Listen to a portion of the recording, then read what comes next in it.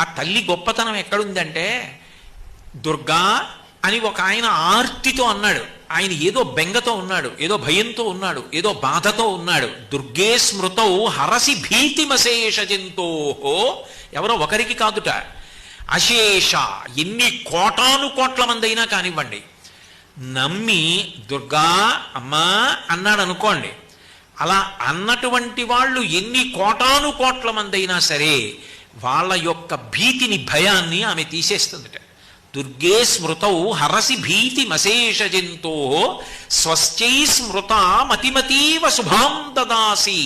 ఆయనకేం కష్టం లేదు, ఆయన సుఖంగా ఉన్నాడు, హాయిగా ఉన్నాడు. ఆయన అమ్మని తలుచుకోకుండా ఉండడు. అందుకని ప్రతిరోజు అవకాశం ఉన్నప్పుడల్లా అమ్మా దుర్గా దుర్గా దుర్గా అంటూ ఉంటాడు.